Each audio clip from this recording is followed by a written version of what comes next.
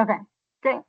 Welcome to a meeting of Vermont's Environmental Justice Advisory Council and Interagency Committee. Thank you for being here. We're gonna just briefly look at our relational community agreements. If everyone can just take a moment to look at them and give us a thumbs up to let us know that you agree.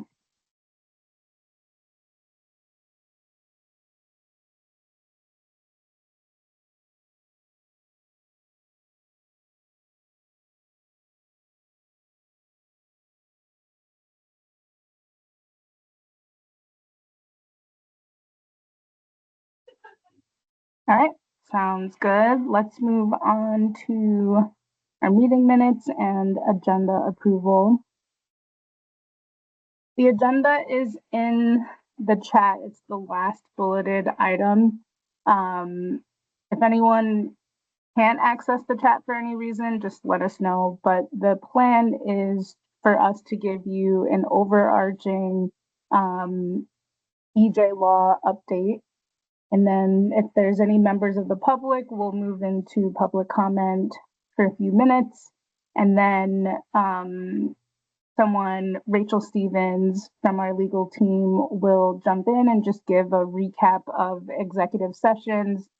And if we met quorum, then both the AC and the IAC can deliberate and vote on entering into executive session during this meeting to cover 3 VSA 6004H.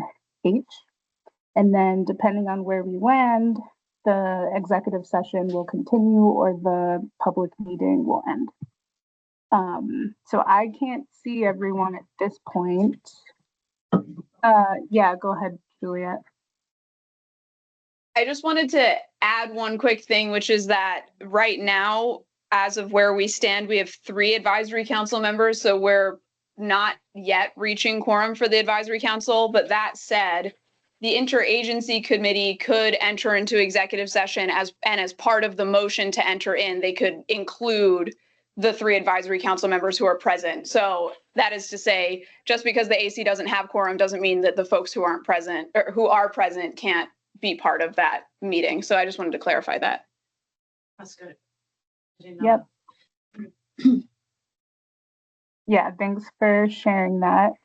All right, so let's just continue with the EJ law update and see where we land with attendance. All right.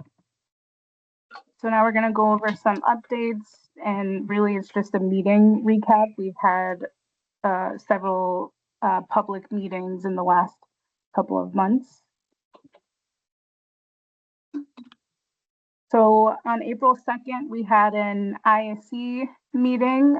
We entered into executive session to focus on EJFPs, the environmental justice focus population definition, and then also the same thing that we're covering today, 3 VSA 6004H.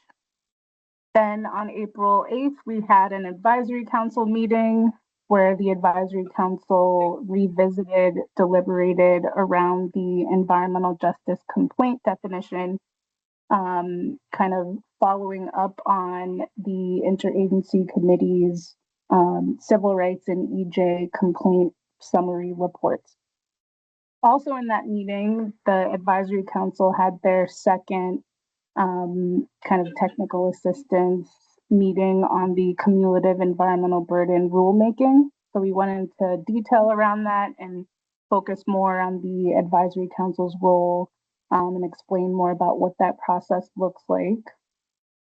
On April 28th, we had an IAC meeting where we focused on community engagement plans. And that was a great meeting. We had some shared facilitation where Sarah McElveny from Agency of Ag was there and supported in presenting. And then on May 7th, we had office hours for the advisory council to move forward their kind of plan that they made at their previous public meeting. So they discussed the civil rights and EJ complaint response, and further deliberated around the environmental justice complaint definition.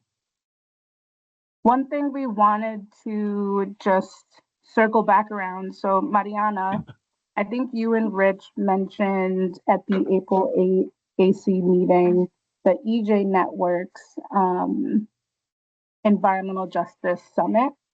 And so one of the things that you all had said is that maybe it would be a good idea in this meeting to just, you know, explain a little bit more on how folks are going to be involved in that summit. So I don't know, Mariana, if you want to share if you're attending, and if anyone else actually on the call plans to attend, this could just be a good time to connect around ways to engage in environmental justice outside of these meetings. So I'll just take a quick moment to give space for that. I'm happy to share. Is this a good time to share? Yeah. Okay, perfect. cool. Hi, everyone. This is Mariana, an advisory council member. And yeah, there's going to be a environmental justice summit organized by the Vermont Environmental Justice Summit Network. I have not personally met with anybody from the network yet, but I submitted a form to present at the summit. Some of the work that we do with Hunger Free Vermont that has to do with our food security networks and with the roadmap for food security that we work with. And I think actually the summit is in June. It's an in-person summit. It's, I think, here in Montpelier. Those details please need to be confirmed. Don't trust my memory. And yes, my supervisor and myself are going to be presenting, and we're going to be meeting everyone at the network we haven't met before. I do know that some of the folks that work, oh, there is, somebody is putting, yeah, we're One Vermont.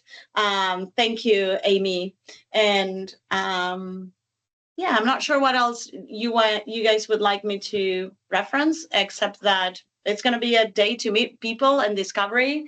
I don't know anyone yet. Yeah. I've seen some names that ring a bell. I think one of the previous advisory council members that was in the original group is working or is being part of that network at this moment. Cool. Kaya. I forgot her last name. Yeah, I forget the last name, but so there's some overlap, and I'm looking forward to learning more about what the work they're doing. And so I'm not presenting as an advice. Yes, thank you, Morris. I am not presenting as a member of the advisory council because I wasn't sure if that would be my role. I'm presenting as part of my work with Hunger Free Vermont, but I will certainly share that I'm a council member, and I am hoping to connecting with folks and hopefully breach a little bit these spaces. Mm-hmm.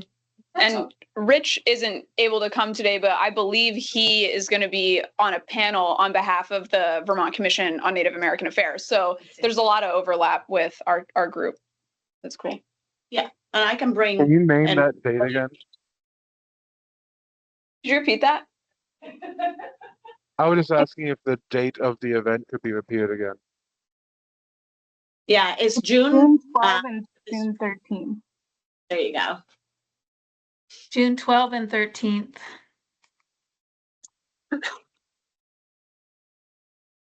I think, Victor, you can see in the chat that they put the flyer.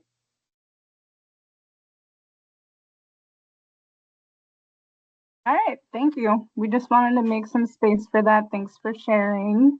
We're going to move on to the next part of our presentation. Okay, so now we're going to discuss the proposed realignment of the Vermont EJ law deliverable timeline. And before we start, we just want to make sure it's clear that this work will not stop, that we, share this urgency and need to move forward. But we do also want to move at the speed of trust. And so you'll see that the proposal includes only potential changes for 4 deliverables.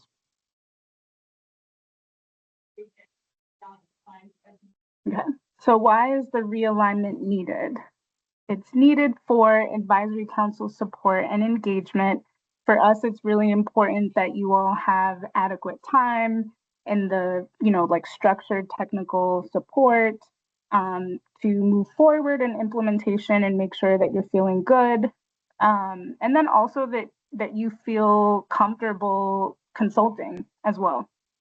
The second reason is agency capacity and coordination. So this means improving coordination across all of these, overlapping deliverables. And that'll really allow for covered agencies, their existing administrative and operational responsibilities to move forward while also implementing this law and also navigating challenges that come up. The third reason is legal and rulemaking requirements. So allowing adequate time for legal review. There's coordination with the Attorney General's office. There are also important rulemaking requirements and more importantly, like inflexible deadlines that we don't have control over. We'll talk a little bit more about what that's referring to. But the point is that we need more time to move through those processes as well. Then there's the federal policy environment. And so we also want to create more space to align with evolving federal environmental justice considerations. One of the things that we'll talk about in the next slide is also about how there are, federal EJ recommendations and things like that around how to use mapping tools. And we also want to make sure that we have space to come into alignment with that. Next is meaningful public engagement, which you all have expressed is really important, but just making sure that there's meaningful time and space and also iterative public engagement is important. And then also just in general but also particularly it's important for the EJ mapping tool and making sure that that tool can inform the rulemaking process. So now we're going to move on and focus specifically around the mapping tool and rulemaking. So just to start, here's the current picture that we're working with here. So under our current timeline, the cumulative environmental burdens rule would be developed by October or early November of this year. And that's prior to the completion and the validation and the release of our environmental justice mapping tool. And of course, the tool is going to be foundational to validate data analysis and again, also our cumulative burden assessment.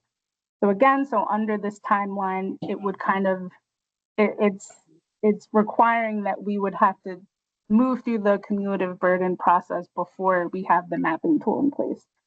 We mentioned earlier that there are some statutory requirements that includes AC review, something called ICAR and LCAR processes that have very strict deadlines associated with them. And of course, this creates the structural concern where policy development, so that's relating to the rulemaking process, would essentially be moving forward without the actual data tools and the supporting evidence. And so the federal environmental justice approach around and best practices around mapping tools and policy is that you create the tool first. So in our case, that means identifying burdens and impacted communities. And then once you have that information and you have the data that you need and you validated it, you understand it, you've analyzed it, then you create the rules afterwards. So that means that our policy would respond and be informed by our evidence and our data. So that's the kind of explanation and rationale behind that. So now we're going to move into looking at what deadlines look like. So this slide is focusing on the proposed realignment for deadlines for 4 deliverables. So January 1st, 2028 would be when the environmental justice mapping tool is complete and released to the public. January 1st, 2029 is when the cumulative environmental burden rule would be adopted by the covered agencies. And so you can see that, again, mapping tool would be done first, and then the rule would come second. January 15 of 2029, the environmental baseline spending reporting on environmental justice investments and proportionality would be due, and then annually after that. And then January 1st, 2030, the covered agencies would provide this policy and implementation update. So I know that's a lot, but the most important thing is that the realignment proposes a different cadence and sequence of the deliverables. And on the next slide, we're going to talk about the current timeline as it relates to these deliverables that won't change. So these are unchanged deliverables. And the other important thing that we want to name up front as well, because we recognize that community engagement is something that, you know, both the AC and the IAC have expressed is really important. Those plans and the deadlines around the plans will remain the same. So July 1st of 2026, this is part of what we're going to talk about today. The proportionate investment goal is going to be due. That's not changing. January 15, 2027, the agencies will release their environmental justice action reports. In July 1st of 2027, the agencies will release their community engagement plans. And then, of course, concurrent, like while all these things are happening, we're going to be consulting with the AC, and then also the agencies will adopt the proportionality framework. And then also the Interagency Committee advances the centralized environmental justice complaint intake system that the Advisory Council has supported with as well. So we will just pause for questions, thoughts. I know that was a lot. Let me know if we need to clarify anything else.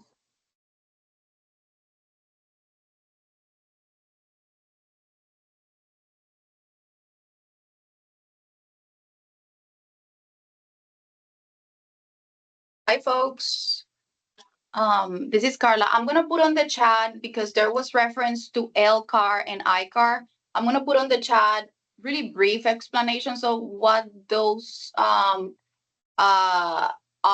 so that there's clarity with regards to those processes that are required in the APA, Administrative Procedures Act. I was going to say, can you also clarify what the APA is?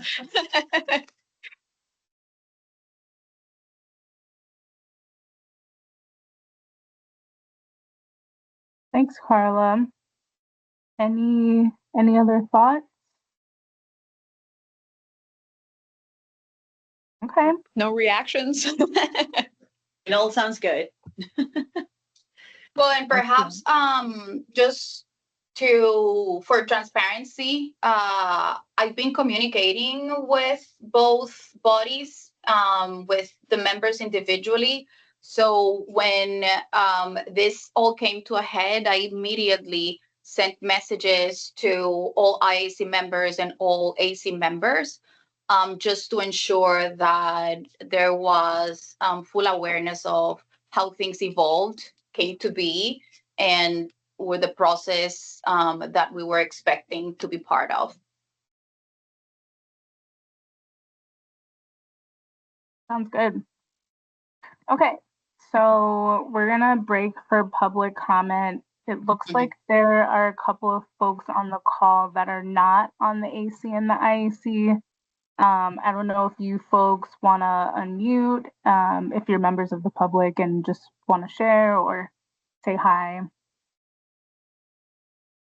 Amy put a note. Yeah.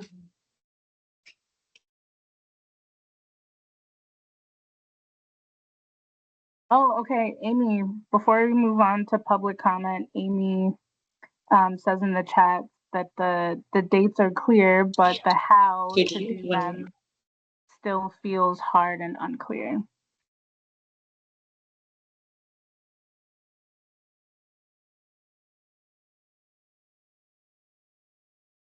Thank you for sharing that, Amy. Carla, is that something you want to speak to?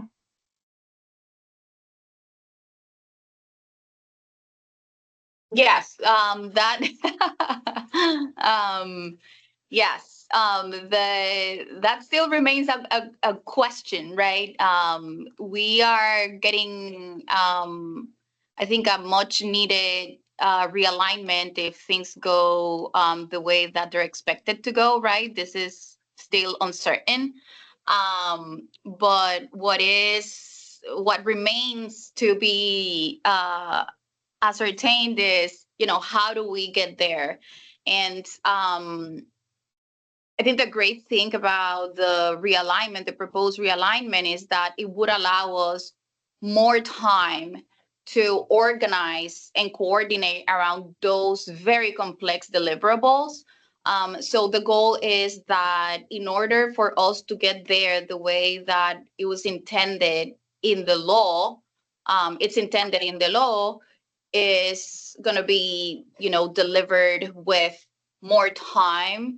And so we will have more time for conversations here in the public forum and office hours to ensure that, for example, when we are drafting the cumulative burden rule, that the advisory committee is really prepared to provide meaningful input on the scoping, which is required in the law.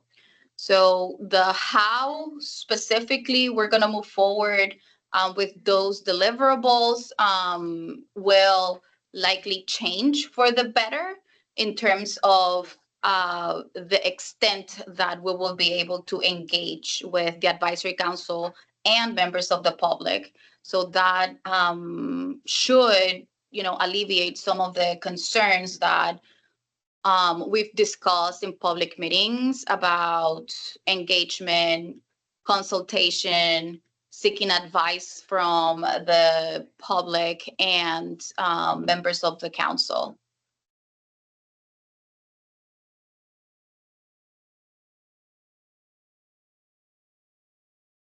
Thank you, Carla. Anyone else have any thoughts?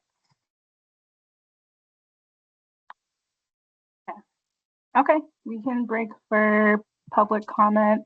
I don't know if Adam Reynolds, if you or Joshua Allen want to use this time to comment. Hi, I'm Adam Reynolds. I'm with the Conservation Law Foundation. I don't have a comment, but we're just trying to join the public parts of these meetings to have a better understanding of what's going on. So just wanted to say hi and not lurk in the background with the teams, but I don't have a public comment right now. Thank you. Okay, great. Thank you. Nice to meet you. Thank you for joining. Yeah, nice to meet you. I don't know. I guess I missed the intro part, if there was one. I don't think that we did one this time. So this was our chance to meet Adam. All right. Thanks for jumping on. Yes, nice to meet you, Adam. Absolutely. Thanks for having me.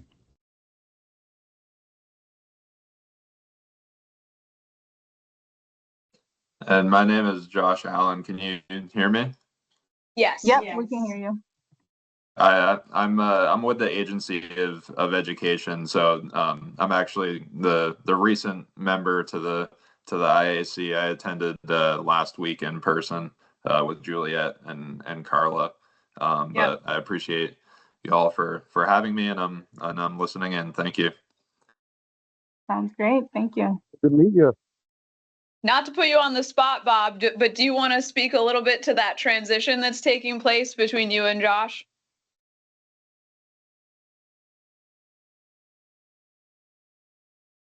So Josh is not a member of the public. He is actually He's going to be transitioning to be the Interagency Committee representative for the Agency of Education.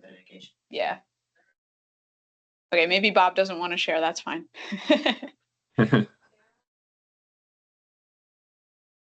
Okay. All right, I think we can move on. Juliet, if you stop sharing, I can take over here. Thank you. There is a question on the chat.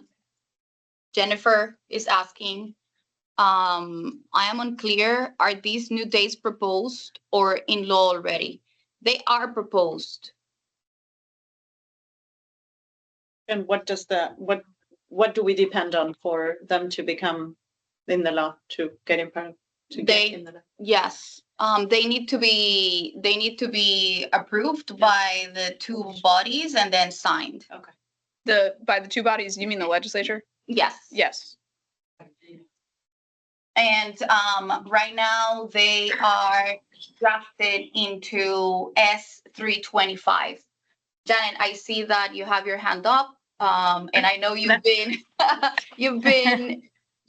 the center of S325. So Yeah, the so I was first. just gonna tell people that it's passed back out of the House. It's now back in the Senate. The Senate Natural Resources Committee did a side-by-side read today. Their intention had been to just confer with the House and then send it off to, or then have another floor vote and then send it to the governor. I don't know if they'll be discussing it any further, but I haven't heard that your proposed, deadline changes have changed at all. So, so it's probably a done deal, but it still does need another Senate vote, and then it needs to go to the governor. Thank you, Janet. And Janet is from what agency or? Janet, Sorry, Land from the Use Review Land Board. Use Review Board. Sorry. Okay. No problem.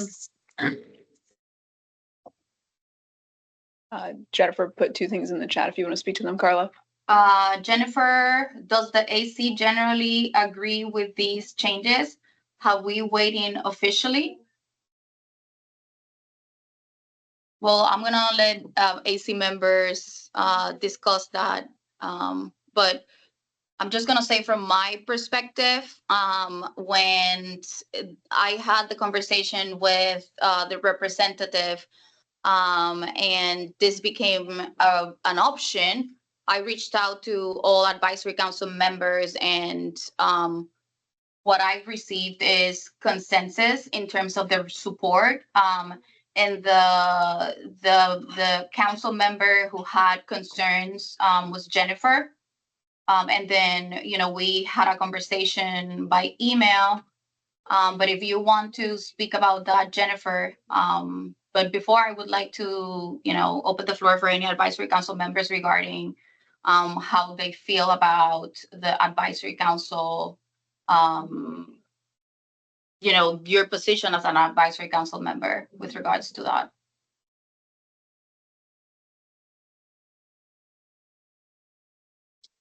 Victor, I know you're there. I don't know if you somewhere. I think you're there, Victor. I don't know if I can see you. I don't know if you want to speak to this or I can share that. Yeah, I like you said, Carla, I was consulted by email. It seems that there is several reasons to support these changes and to slow down the process to make sure that there is enough time for things to fall into the place the way they need to fall into the place. I don't think we have had an official meeting or time to consult with each other.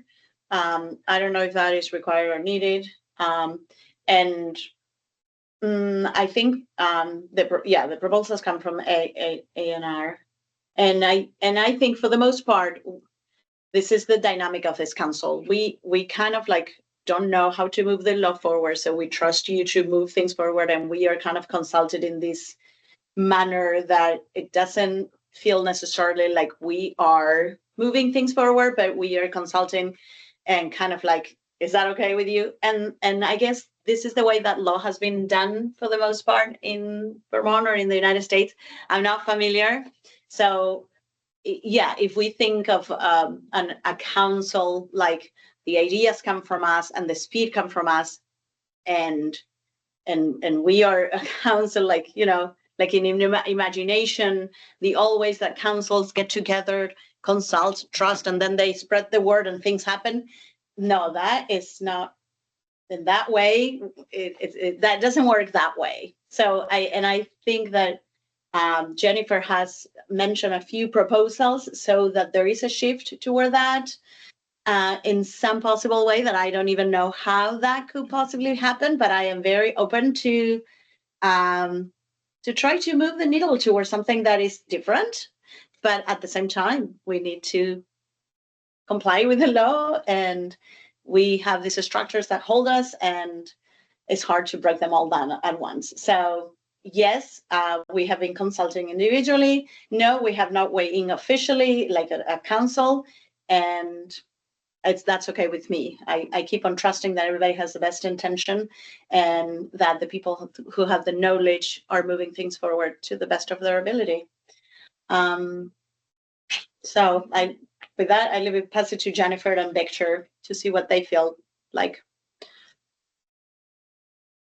I have had the opportunity to talk to folks about the desire for this. I'm going to speak like on my perspective only, which is that I have just gotten in from a flight from DC this morning. I took this call on a bus on my way back home because I was in for a lobbying day. I am personally disappointed with what I've contributed. Like this moment in time where we were supposed to be building out this guideline happened to coincide.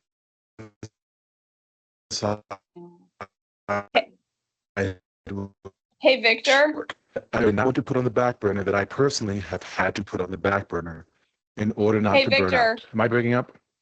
I'm sorry to interrupt you. You are breaking up just a little bit. It seemed to come back, but I don't know if you want to repeat what you just said because it got lost in the electronic mush for a minute there.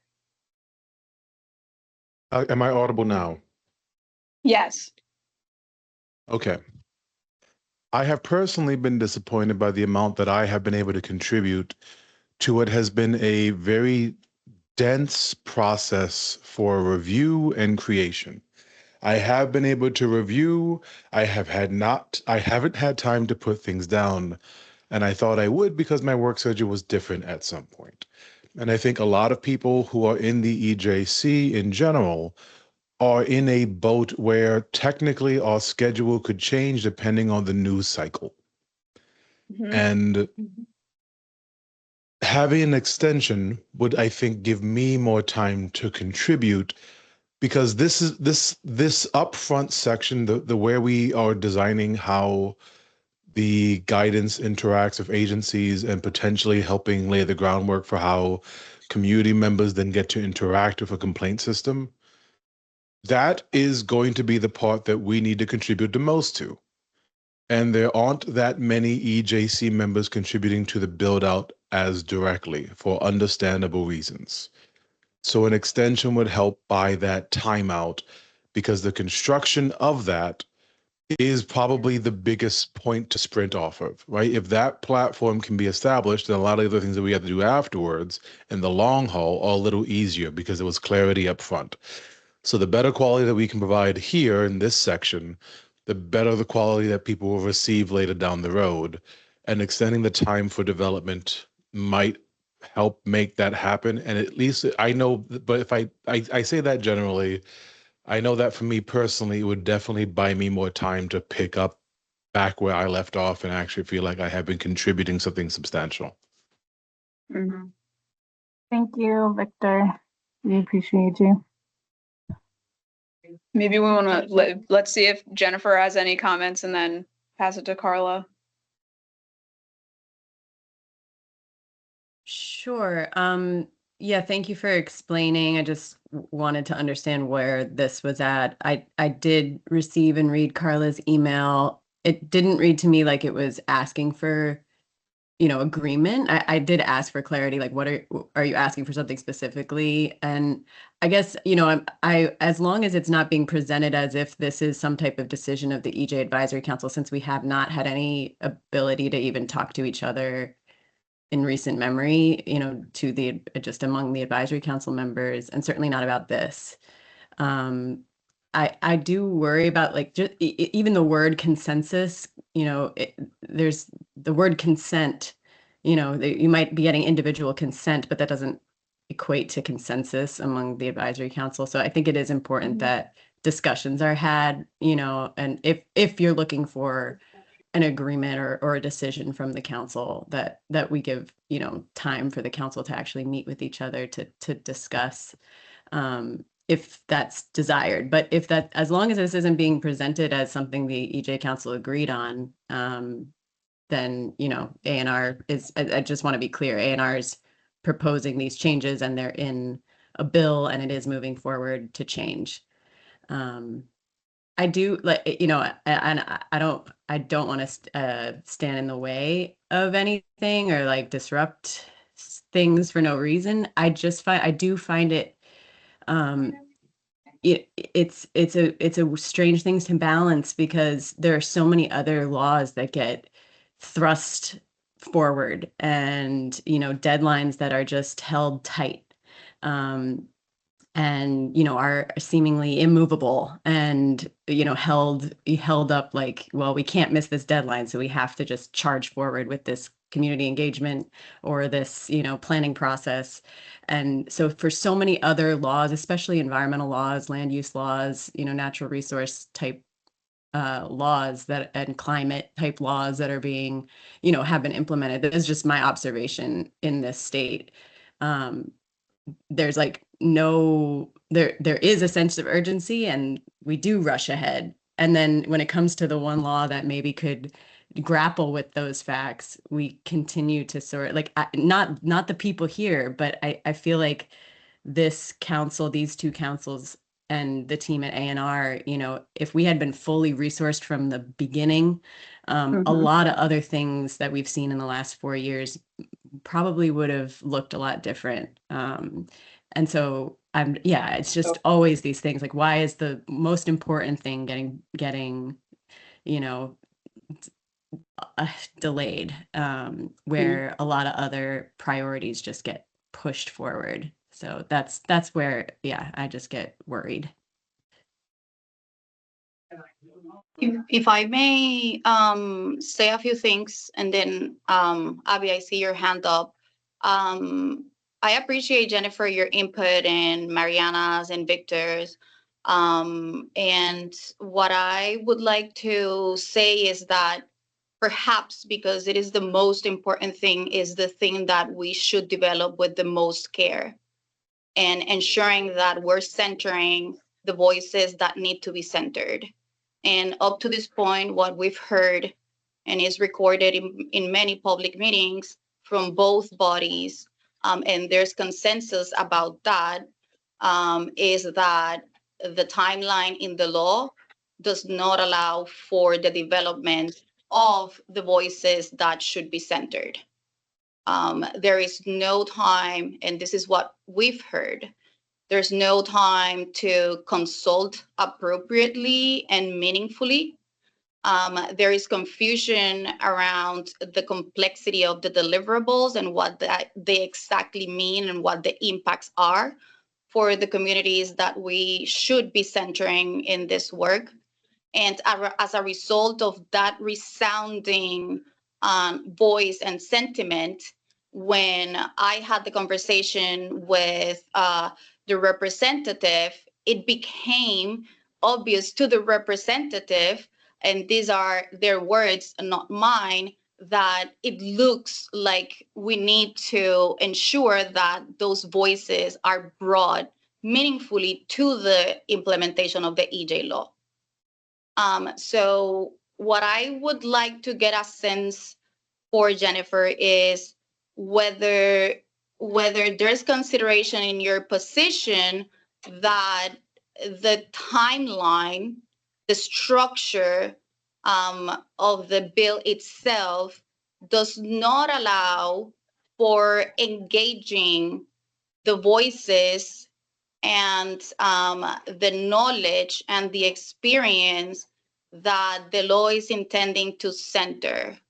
The timeline is not adequate in terms of the lack of, time to provide technical assistance and have thorough conversations about, for example, the cumulative burden rule.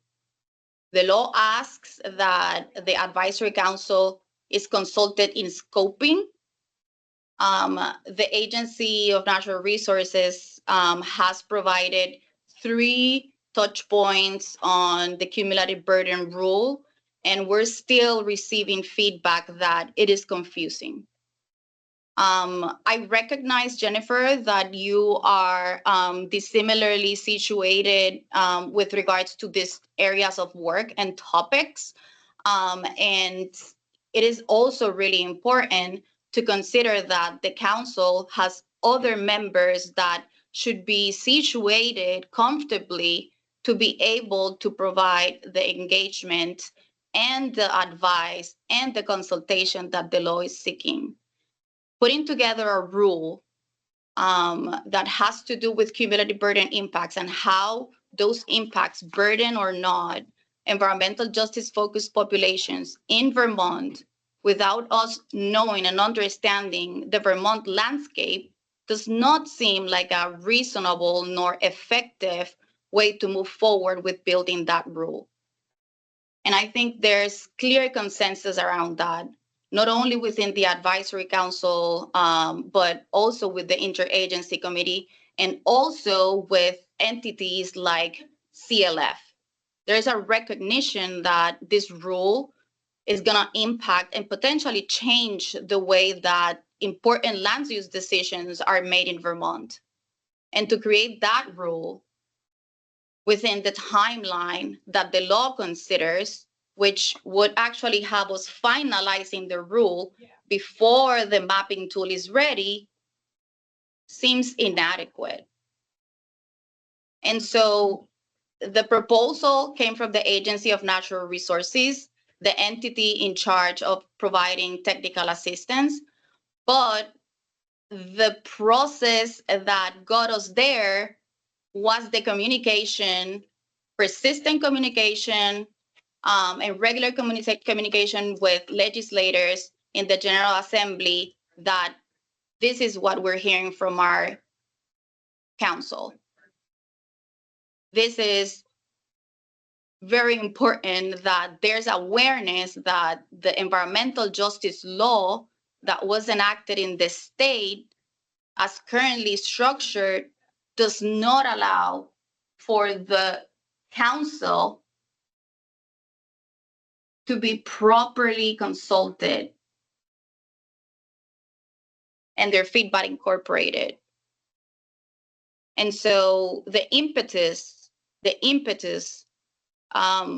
is to get to a point where what Mariana mentioned is the reality of our council, right? That we have time to create the foundations and the knowledge necessary to move forward in an intentional, meaningful way and not leaving anyone behind.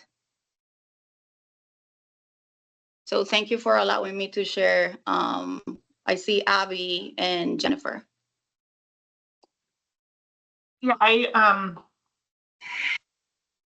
my thoughts are that I'm glad we're having a joint meeting. I think we've needed a joint meeting for a while. And I think there's some like fundamental questions that I still have around like what works best for how the AC can provide feedback in this structure and culture around how laws and rules are made that we are, I think, collectively agreeing is not ideal. So like, how do we, like, knowing we can't most likely have immediate change in kind of that process, like how do we find a way for AC members to provide input? I also felt for you, Victor, like how do we kind of best create a relationship where limited capacity doesn't result in feeling guilty? or feeling like the weight on your shoulders as like one member of an AC or an IAC representative to show up. How do we like share information in a digestible manner? Like we know like that this is dense and complex material that like I mean I get paid to do this every day and I still like struggle through some of the information to like make sure that I am like really following along. And so I know we didn't necessarily build that into today's agenda, but I would really love to like find some space to like talk about some of those parts and pieces of like, we're in a tough dynamic and we're going to keep struggling unless we like really open ourselves up to the general conversation so that AC members feel supported and feel that your input is valued. And there's clarity for all of us involved in like the decision side at either the agency level or the coordinating level of like how to engage one another. Yeah. Now we have time. Okay.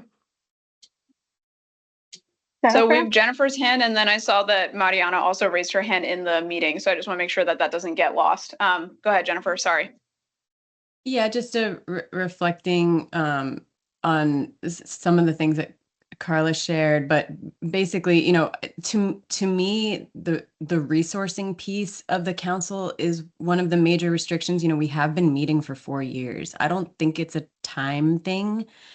100%. I think that it is sort of a structure thing, and also, you know, I guess my question is, at any point after the law has passed, has there been advocacy to fund the advisory council? I'm just going to put in the chat the budget request that went in with, this was like a much reduced version of a budget request that went in with the law, you know, that folks were advocating for, to give community engagement funds to the council, to compensate council members at a higher rate, to, you know, allow for it, just give people a little bit more like breathing room to be able to meaningfully contribute to this. And yeah, I wonder about all the council members that don't come. I think we had a few that only have attended one meeting. And yeah, put this budget request in. I'm also going to put in the council process document into the chat if people want to see that again. But yeah, that's my big question is like, has anyone been advocating to fund the council to be able to do community engagement work so that we can speak on behalf of the communities and have these conversations? Because that, you know, if we were resourced, then I think we'd be a lot further along. Yeah, and my comment was going to be the same thing. Going back to those two points that you make very clear, Jennifer. Some of us that are more present, we have the privilege of being paid for the work that we do. This is my work time. I'm at work and I talk to my work about this important work and somehow convince them that I have to devote all this time and for this process. So I am not being paid for those. I mean, I get the reimbursement, but someone who doesn't have the privilege that I have, or that, I don't know if Jennifer and Victor are using their work hours and this is their work besides the volunteering for the AEC work, but it's impossible to ask this level of commitment and this level of understanding, this level of complexity to someone that gets paid $50 one meeting once a month and $6 for, you know, all the other work that we do. That is, it's very difficult to ask anyone.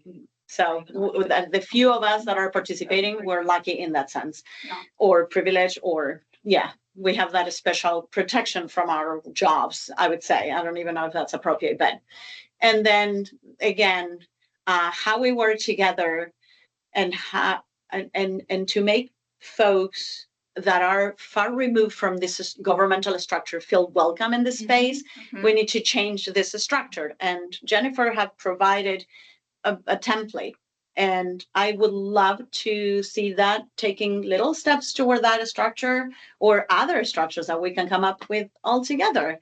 And it will only take time. And I think having more time is great because that's what we need. So we need resources and time, and it seems like we're on the right track for that. I don't know the resources, but the time at least seems to be coming.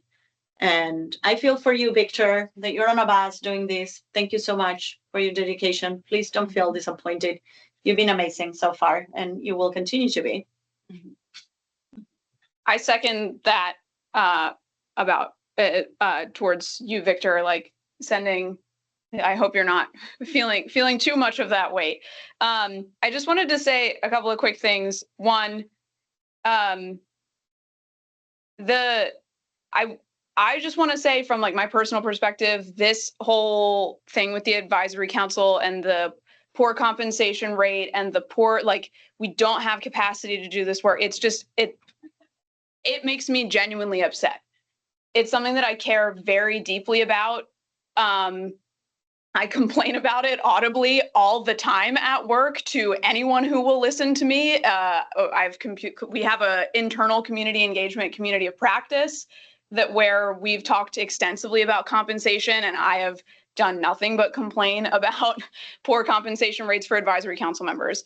That said, I believe there is a bill that either has passed or is currently in the legislature to expand the per diem for advisory bodies from the current $6.25 an hour, which is, I don't agree with, to say the least, to what the last time I read the bill, it read as like, quote unquote, a livable wage, which it did not have a definition for how to calculate a livable wage.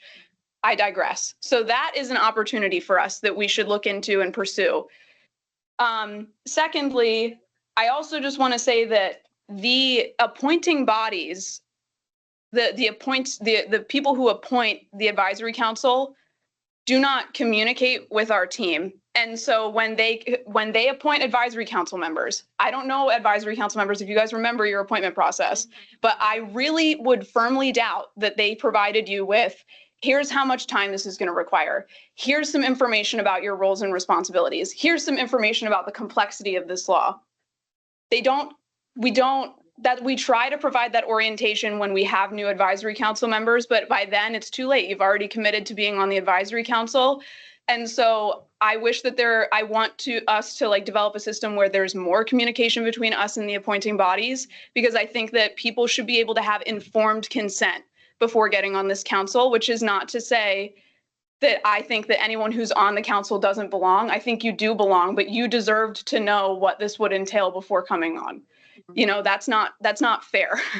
It's not fair to anyone, especially when the compensation is so low.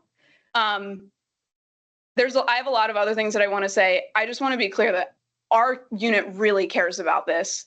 And there's very limited opportunities that we have to do any sort of quote unquote advocacy around this. I also know that we do have, as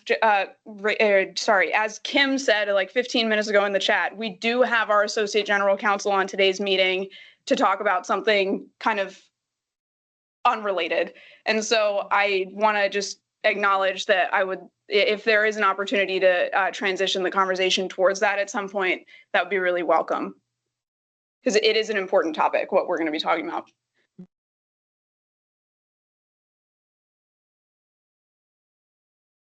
Thank Okay, you. I think, yeah, Kim, we should yeah, I'd like to just go on if there are no. quick. Yeah. So I agree with everyone. We're going to move into Rachel's presentation. I've been listening very intently, and I just want to reflect one thing back, which is that I think it was you, Jennifer, said that perhaps part of also what's needed is time outside of these meetings to do community engagement and get paid for it, so that you're able to bring in those voices. And I also heard or read, Amy, your question of how do you do relationship building? And one thing that keeps getting brought up is that these meetings may not allow for that in the best way. And so I'm pointing that out because perhaps additionally, we can take time to discuss how to advocate for changes that would support those two objectives. Because it sounds like it's not just time and it's not just compensation, and both of those things definitely need to be addressed. But there are other aspects of this work that also need to be supported. And it sounds like relationship building and community engagement are things that are necessary so that we don't lose those threads. I'm going to share my screen if that's okay and help us transition here.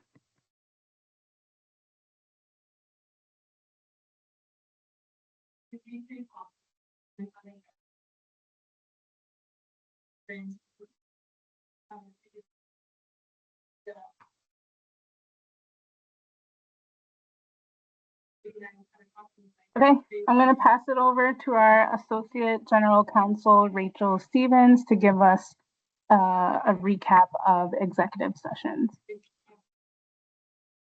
I think that Rachel actually jumped off the call because she wanted to give us some privacy to have this conversation all the way out, but she'll be back on momentarily.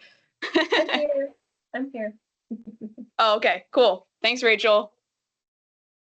So I'm assuming we're pivoting. We're going to discuss a little bit the executive session. Okay. So I think you all know this because both bodies have entered into executive session before, but this is an opportunity for the meeting to enter into a private session of the meeting without members of the public present.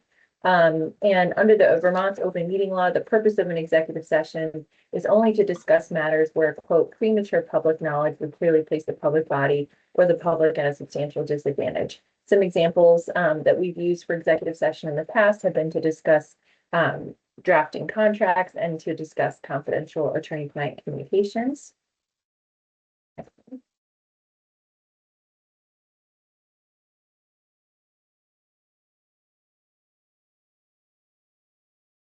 So we're proposing an executive session to discuss one section of the law, 3 VSA 6004H, related to environmental benefits. And the purpose would be to discuss this deliverable with an attorney, and so that I can provide confidential information and we can discuss freely without breaking confidentiality.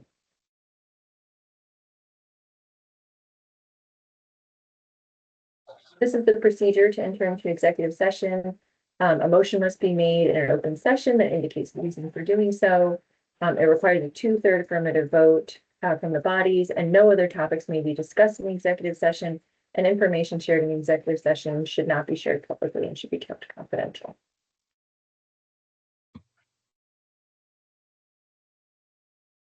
So this would be the opportunity for discussion, and if someone wants to make a motion, they can do that. And then Julia, I don't know that we discussed whether both bodies need to make this motion or if we're, yeah, I don't know if we discussed that procedure going into it. Yeah, we shared before, and Jennifer, I don't know if you were on the call or not, but so the advisory council does not currently have quorum to enter into an executive session. There are 3 advisory council members on the call. That said, the interagency committee can make a motion to enter into an executive session. Oh my gosh, I'm really struggling to speak right now. And this, if I understand, Rachel, this move could also include, I move for A&R staff, present advisory council members, attorneys to be, to be present at the executive session. So that's true. So whoever makes the motion, if we want to include any advisory council members that are currently in attendance, that would be fine. And then for the record, this would be reflected as a interagency committee executive session. But whoever moves, and if the body votes, they can vote for certain people to be present. So that's probably, if there's not quorum for the AC, that's probably the best way to proceed. Okay, perfect. Go ahead, Janet. Are we ready for someone to make the motion? Because I will do that if we are.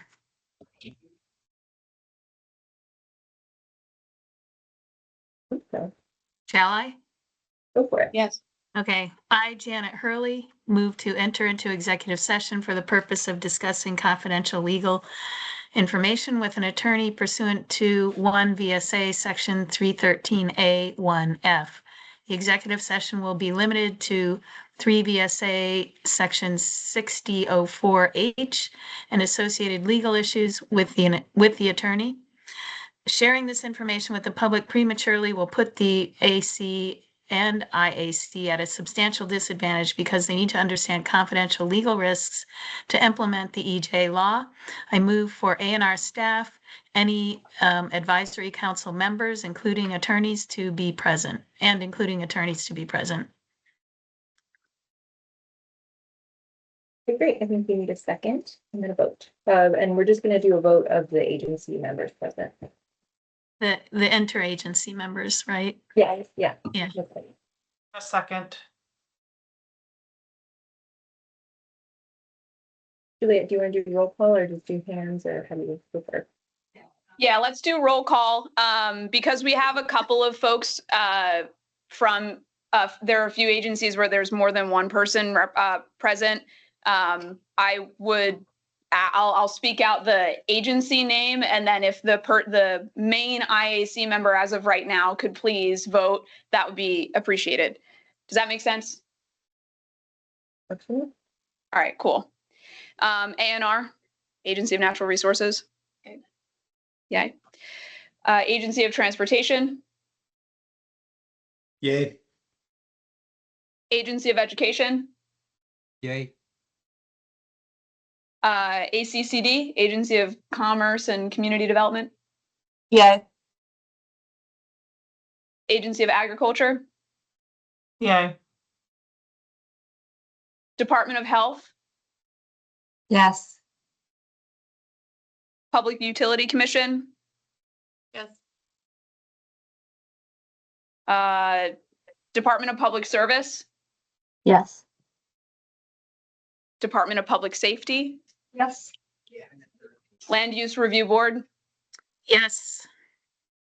Awesome. And I do not believe that a representative from the Office of Racial Equity is on the call today, but we have over a 2/3 majority, so we're set to go. All right, sounds good. I'm gonna stop sharing, and I'm going to make sure I stop recording. And if there's anybody on the call who isn't from the interagency committee or the folks who were included in the motion, now would be, I think, the time to drop off the call, if that is okay. Yes, thank you. Thank you. Go and double check the participants list.